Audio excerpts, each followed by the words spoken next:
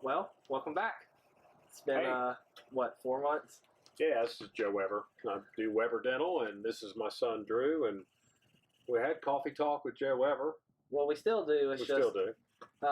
we're a little late. Yeah. You know. We said we'd be back in a week, if I'm not mistaken, and 12 weeks later, no, 16 weeks later, we're back. So 4 months, maybe. here we are. We had some nice responses, so appreciate that. And we are making a commitment to where we will be more regular doing this and getting stuff out to you guys. So Yeah, so today we have some interesting stuff. I actually wanted to talk to you about, you went through dental school and all Yeah. that. We actually talked about that some on the other podcast. But, I actually don't even know, and I'm his son, and we talk about this, a lot of the business stuff and all that all the time. But when you first, got out of dental school and were a dentist, what was the process of you going from, hey, I'm a dentist now, to actually being involved in a practice? And, I know you've had your own practice for a very long time. So what was the process of that? Well, when I was in school, probably my junior year in dental school, I started looking what do you want to do? Where do you want to go? And most of us do that. And everybody does anything from going forward and doing some more education, or we had friends go to some of the reservations out west and work with the Native American population and all sorts of stuff, or start your own practice. I was lucky enough that there was a gentleman who had been practicing for years, and I was actually friends with his son. Okay. And ironically, I got my electricity merit badge from this doctor. He was the counselor. And when I was in Boy Scouts, he signed off on my electricity merit badge. Is that still a merit badge? I'm not sure. I mean, I guess electricity's still out there. So, so him and I talked. I actually made some calls and talked with him, and he was looking at wanting to slow down and retire, and I was brand new and hungry, wanted to get out. So we did a deal where graduated dental school and passed the board, which is quite, if anybody's ever done a board, you'll know it's you do written, and we did hands-on. And there goes Mother. We do hands-on, and you find out about a month later. This is before computers, so you got stuff in the mail that said, hey, you passed your board or you didn't. And so thank goodness I did, because back then the board was every 6 months. So if I hadn't passed it, I would have had to wait 6 months to start working. Oh, that's rough. Yeah, that would have been painful. So, but good news is I was actually in New Orleans hanging out with some friends and got a phone call that said the letter had come in, and I was officially a doctor, or a dentist. I'm not really a doctor. I'm just a dentist. But so I actually went in with him, and we worked together for a few months. He had to have some surgery on his hands. And this was in Gainesville, correct? This was in Gainesville. This was 1991. Hard to believe. Way before Mom. Yeah, way before Mom. 1991, and then he actually officially retired in 92, and I bought the practice outright then. And you go. We can go through all the stuff. I had to go to the bank and meet with the board of directors and get a loan, and so they'd give me part of the money. And biggest check I'd ever written in my life back then. I had to write it twice. I couldn't even get it all on the amount. Couldn't write it all out. So in the process, so you're saying you bought his practice. Yes. You retired. Yeah. So I take it you acquired all his patients. And that was the kind of the option. When you're coming out, you can start brand new, what they call from scratch or ground up, and you can go buy all the equipment and put out your name, and then you start marketing. And of course now we know marketing can be many different ways. Back then it was like a phone book. You could do the phone book and maybe radio. AAA. Yeah, AAA. Yeah, AAA dental. So you're the first one in the phone book. And you can either do from scratch or a brand new startup, they call it, startup practice, or you can acquire a practice that's existing. Okay. There's pros and cons for each one. I mean, if you figure me buying his, it probably costs more on the front end, but you also kind of had an income, as long as you didn't scare everybody off and chase them off. I had income coming in from day one, which was nice. Yeah, well, I mean, that's a big thing, because you could buy all the equipment, you could be the best dentist in the world, but it was different in the 90s than it is, we're almost in 2020. Yeah. I mean, it's different. I mean, now, like, especially with some of the stuff I do, it's like put on Instagram or Facebook or yeah. Google ad where it's like, hey, I'm a new dentist. Come see me. I have some of the best prices, blah, blah, blah. Yeah. But, I mean, then it's like, it's almost word of mouth. I mean, you know, you could put up a billboard or like you're saying in the phone book, but back then it was more word of mouth. Like, oh, yeah, he's a good dentist. I've been seeing. I mean, we still get that. I mean, you still have like referrals from, you know, friends and family. Word of mouth is still, to me, number one marketing. Exactly. I know there are people that argue left and right about, oh, no, you got to do this, that, and other. Word of mouth and having somebody, they call it like preheating. Somebody goes, go see this guy, I like him. I went there, my family goes there, we like them. That's still the best advertising you can get as far as I'm concerned. But the people that had the most, like, word of mouth marketing are most likely, actually not most likely, they are the best people. Unless they're unless there's a scam that hasn't been discovered yet, if you get word of mouth, especially in like the medical field, well, because you're liked already. You're liked, and you obviously do good work. True, and that's a big thing we have going on in our profession is, and it's there's true. There are some guys and ladies that are just phenomenal dentists, but either personality-wise, being able to talk to the patient, explain how treatment works.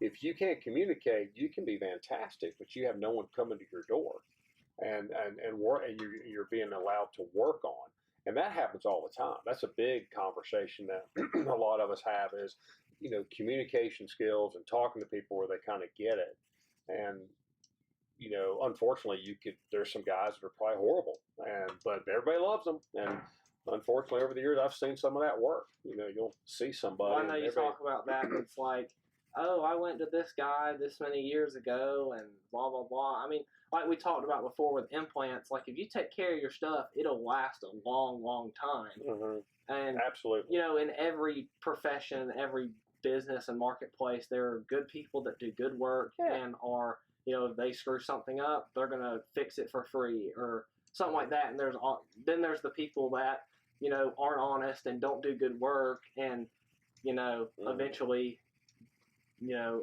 oh, I got a crown in my mouth that broke in a month.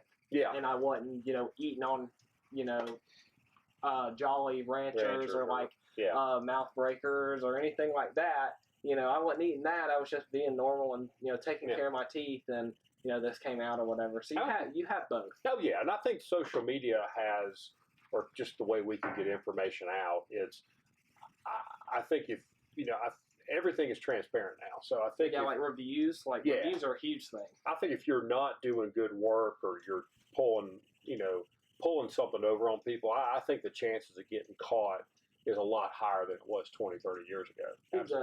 Absolutely. So, you know, I don't know, where were we? Might be before we cut.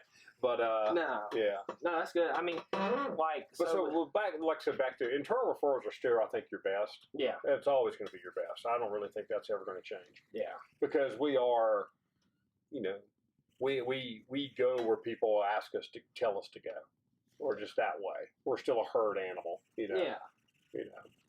So, along with that, like you acquired someone's practice. I'd say in the first 5 years of, you know, that happening, what were some like different struggles that you had? Like, were there any that were very prominent that you had? Like maybe just running your own business, so to say. Oh yeah. I mean, I know you've learned a lot of stuff and you're still learning. Yeah, I think I'll learn to the day I retire. Running a practice, there's two. I mean, you learn, and we talk about this a lot. You learn how to be a dentist in school. You do not learn how to run a business, and they're night and day, two totally different animals, and that's why there's a lot of problems and a lot of folks overwhelmed and they give up or don't want to run their own practice. They'd rather let somebody run it for them, and that's where I think a lot of the corporation stuff has come in, where it's like, I don't want to do it on my own. But that was a struggle, is learn how to run a business. I mean, you know, there were some things I wish I had done differently, more, I think, studying with certain consultants. And I always tell folks, if they want to go to dental school, I'm like, go get a business degree. Go get a marketing degree or a business degree. Don't be a biology or chemistry major. You know, learn business, learn accounting, you know, and then just be, you know, a dentist, you know, or a doctor. I think that's a smart thing to do. I will say the fella that I bought it from, I always thanked him. And I always tell folks that buy a practice is, you know, these patients have been with him 20, 30 years. Yeah. So when this young kid, Dr. Weber, said, hey, I think you need a fill-in or a crown, a lot of these folks actually would call him and say, hey, well, how can you blame them, though? Yeah, and I really did. And I never had, and I always tell folks that if you buy a practice, what I finally, after a couple weeks, I was like, So I'd make a recommendation, and then I'd go, hey, do you want me to call Dr. Jennings? Do you want to call Dr. Jennings, or do you want me to call him? And I can run by what we're talking about doing, Mrs. Smith. And would that make you feel better? And some folks are like, nah, I don't care. But other folks are like, oh, would you? You know, because you have to be careful, because a lot of times, guys get offended. Like, I'm the doctor now, and, you don't. I'm the new guy, and I'm the one that I've got my degree, and I know what to do, and blah, blah, blah. You got to be humble, I really think. And that was the smartest thing I did. I mean, that was probably an extra $50,000 or more I made by saying, hey, do you want me to give him a call? Or they would call him, and that's what I learned. I called him, and I said, I understand Mrs. So-and-so called you. And he goes, yeah, and I told her that I had full faith in you, and that if that's what you think needed to be done, then I would agree to what the treatment was.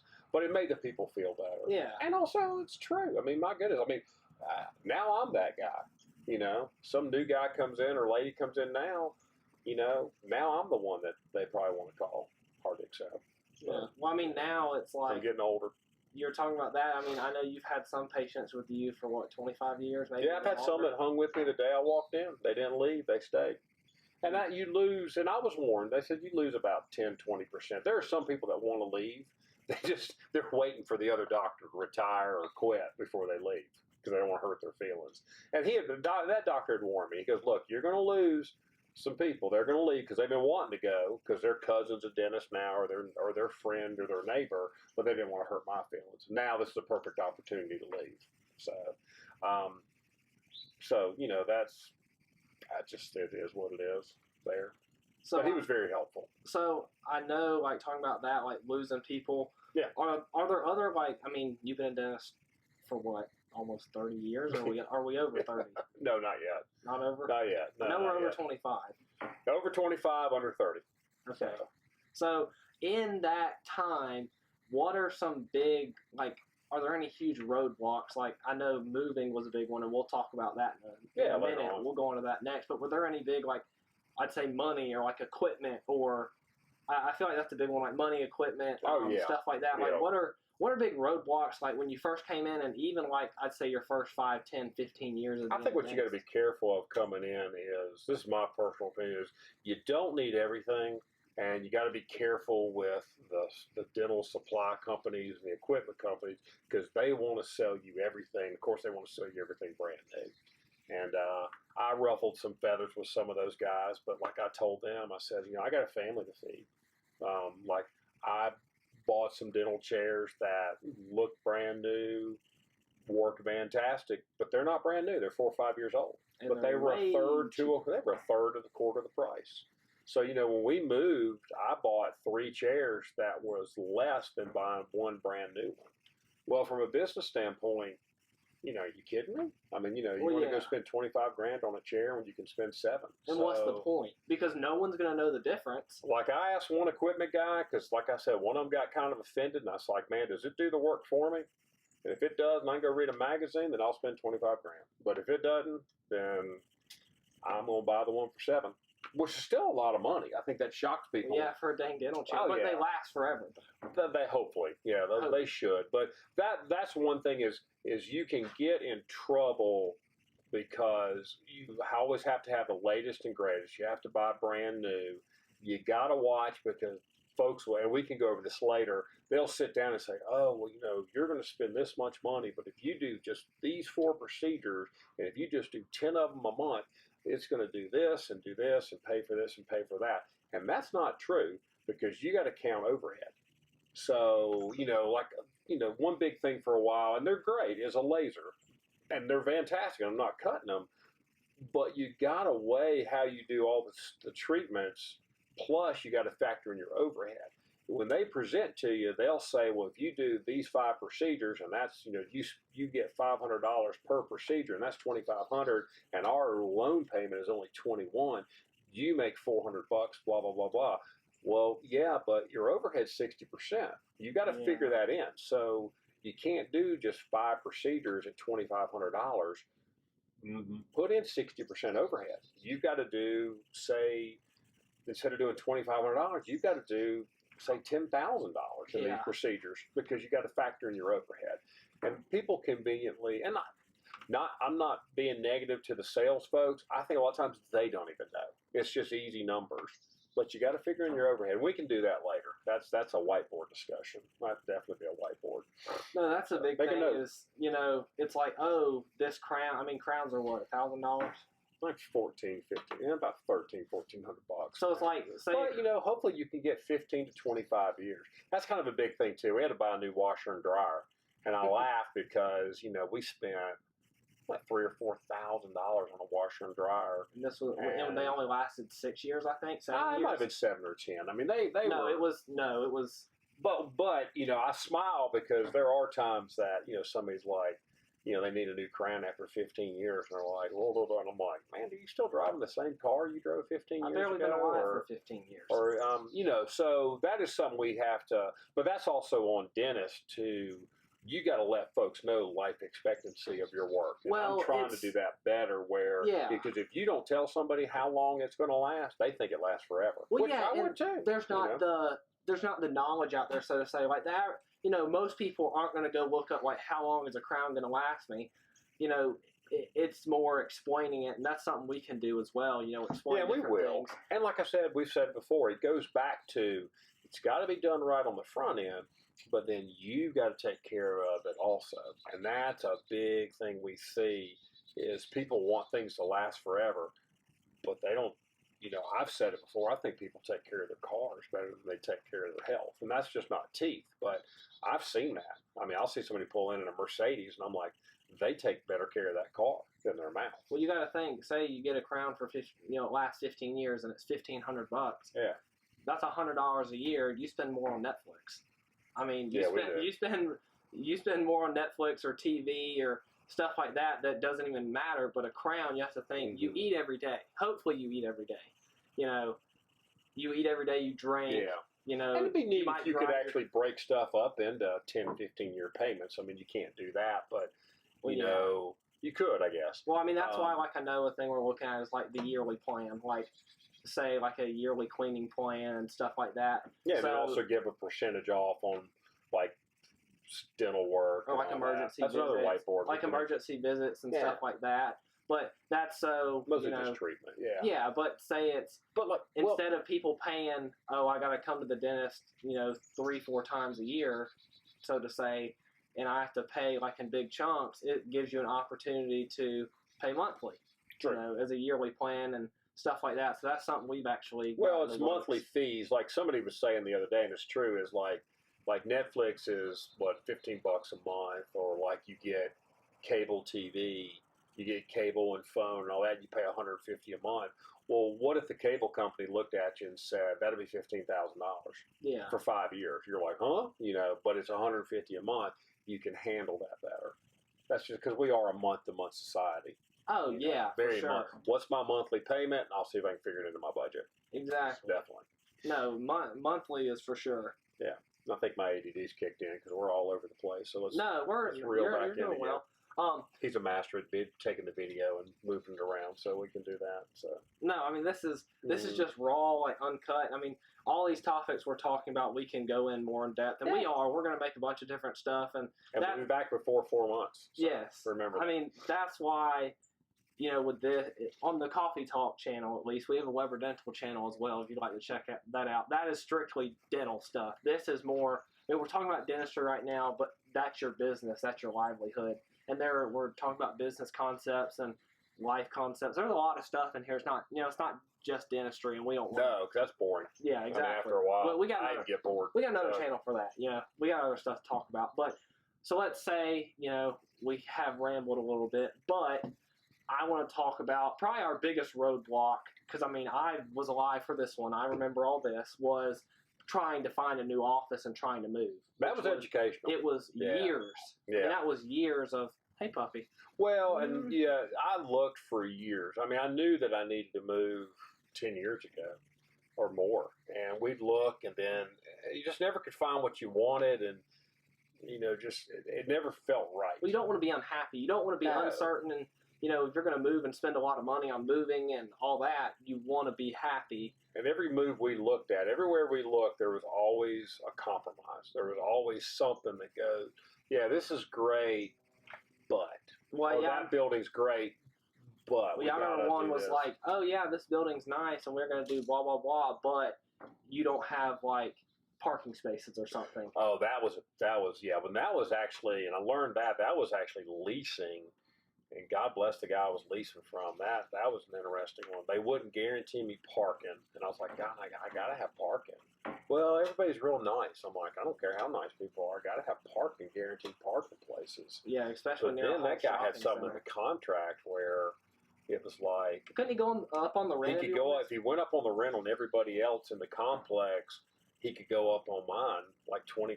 He could go up on mine. I'm like, then why do we even have a contract? Yeah. I mean, that's what contracts are for. And,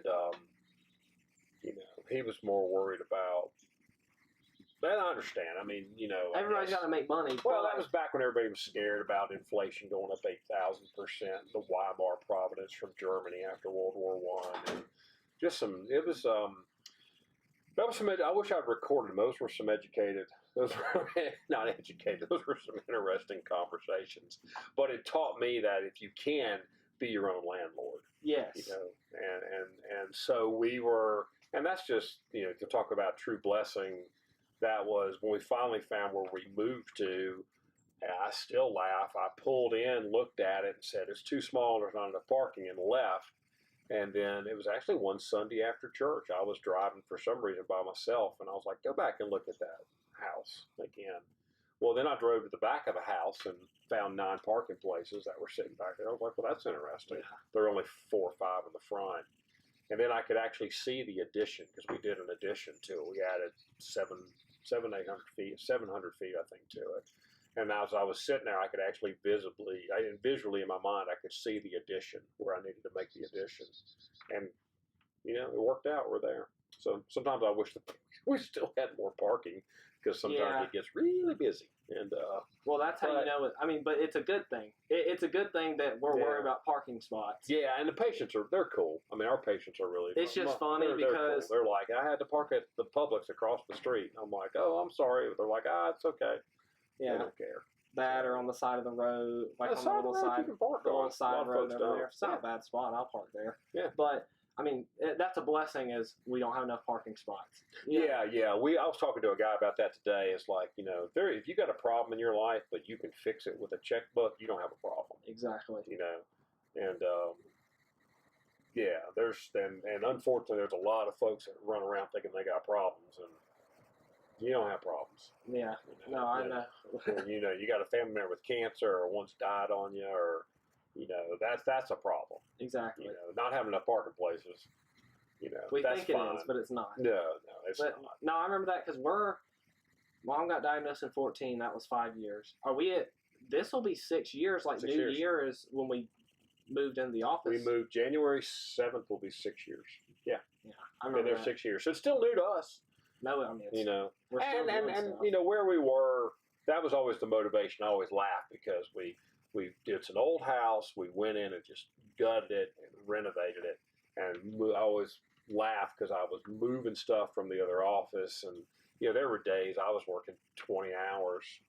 There were a couple of days I worked 20 hours and I'd sleep 4 and get back up and go work over there and get stuff done, trying to get moved in. We were there forever. Mom was there. I mean, I know over the summer, especially when we didn't have school, all 3 of us were. Yeah. I had and I checked the child labor laws. It was legal to have my kids working there, so that was good. It was fun. I mean, I remember moving in. Yeah, we moved in January 7th, and that New Year's Eve, I was there until like 8 or 9 that night, and finally came home, and we did New Year's Eve. But, you got to do what you got to do to get in.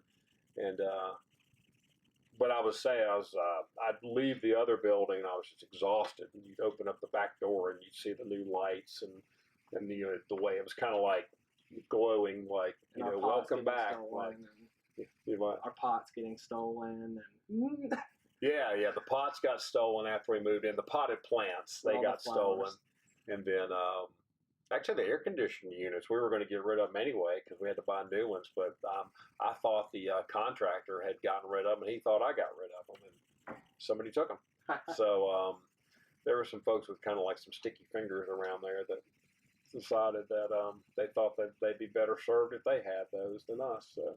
Yeah. But yeah, and then we had a guy one time, we had a bunch of brick that we had to tear down a chimney, and this guy pulls in and loads up all this brick. Well, I thought the contractor had invited the guy to do it, and he thought I had. My wife thought the same thing, and this guy just pulled up right in front of all of us and actually just took everything that we were getting rid of anyway.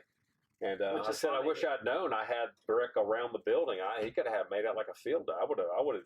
No, it's funny. It's like in these situations, like everyone's doing the work for you. It's like, oh, I don't have to pay anybody to load it. You're just taking it. Yeah, if you want to steal it, go ahead and steal it. The guy was stealing it from us, but I would have given him more if I'd known that he wanted it that bad. So, yeah, that was funny. That was funny. So moving's educational.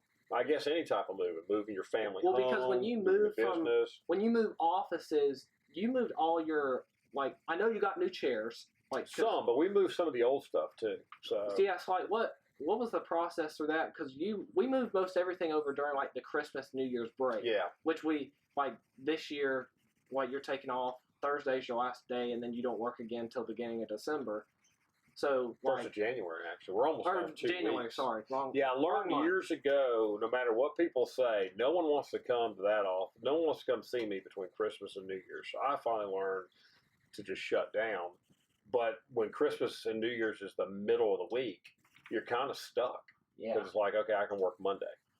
Yeah, but you get time off. You get to hang out with us. Oh, I'm excited about that. Yeah. I may not have any money, but yeah, I'm excited about that. I'll sell some cheese. Yeah, please do. Please do. So you move that, and we can go on more in depth on that later. But what is like, as we're wrapping it up in the next minute or two, what's some advice you have to new business owners, like new people coming out of dental school? Just some quick advice. Get a couple opinions. If there is an older dentist that knows his stuff, call him or her and ask and try to get some advice. Join some groups. I know there's Dental Town. I'm involved in one called Dental Success Network. Like Facebook groups. So groups on Facebook. Yeah, Facebook group. Well, Dental Town's its own thing that Howard Ferrand started. I'm in a group called Dental Success Network. I'm one of the mentors on that group. And that's a great one, Dental Success Network. If you want to know about it, call me. I can get you an application to join. Actually, I think I have to recommend you to join. It's one of those groups. But it's really good. Those are good. And I can still talk? Okay. I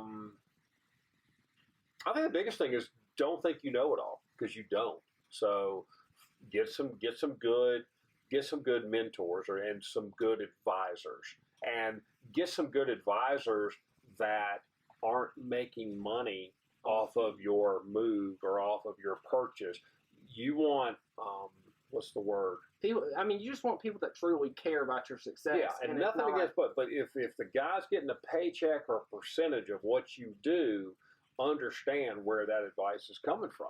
And that's the biggest thing. I see it a lot with new grads, and it breaks my heart because I'll see them, they spend $60,000 on one room, and I'm like, I could have got you in there for 10 or less. Yeah. It may be a little bit more. It depends what they want. And I'm not trying to knock folks. I'm just, if that's how they make their money, be cautious, because they're going to make choices for you that benefits them. But it benefits you too, but it benefits them. Yeah. Let's just be straight up on that. So, thank you for listening. If you made it this far, thank you. Yeah, true. Not sure if we'll make it this far when we watch it.